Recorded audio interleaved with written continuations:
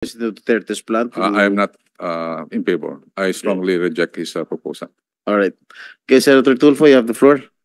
Thank you, Mr. Chair. Magkano pong binibigay na cash assistance sa bawat surrendery po? For the MILF, we are giving 100,000 100,000.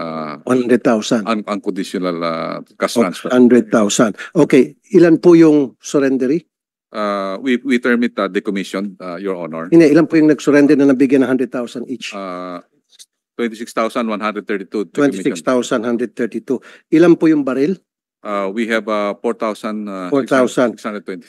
So, 26,000 ang nabigyan ng 100,000 each at ang kapalit ay 4,000 na baril.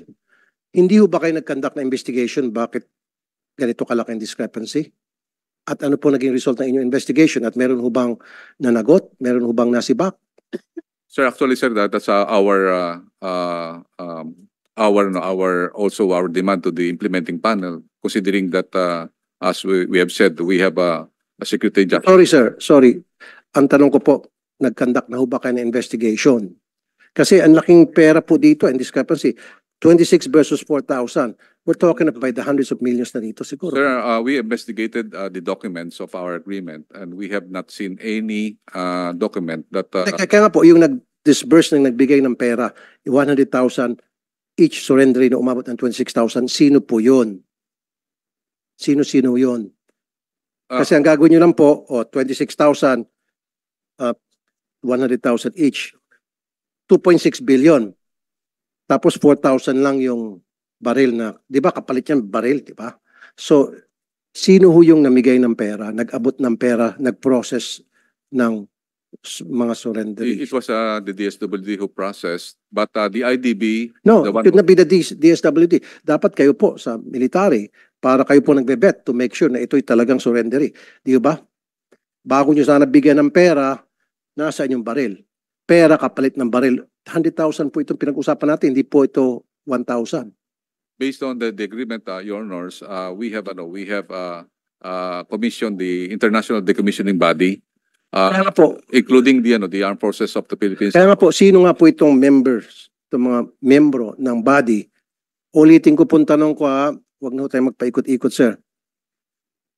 Pag binigyan sila ng 100,000 ng DSWD, dapat may kapalit siya na baril. Tama?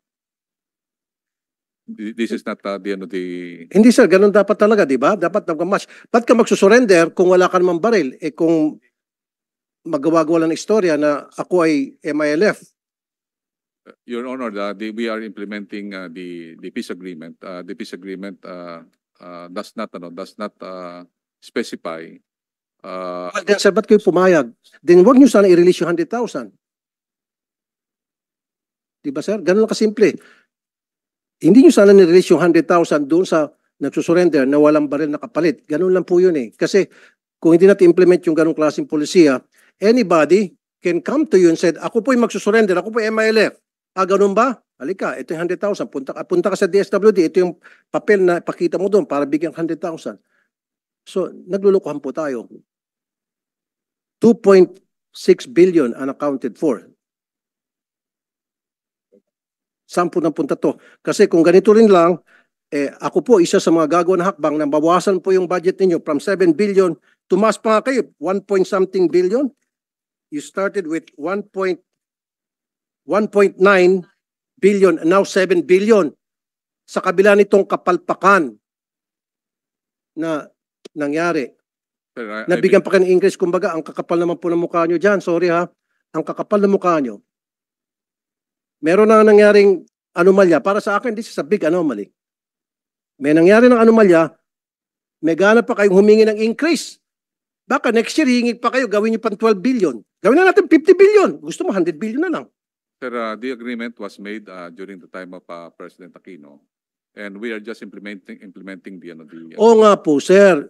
Pero nandun pa sa agreement na kahit na wala kang baril, tumaas ka lang kamay, sabi mo lang MILF ka, bigyan ka 100,000. Nakalagay pa sa agreement na yun, show me. The agreement says that the 40,000 will be decommissioned. The number of 40,000... Sir, you're hearing me. but you're not listening to me. Tinutumbok ko po dito yung anomalya.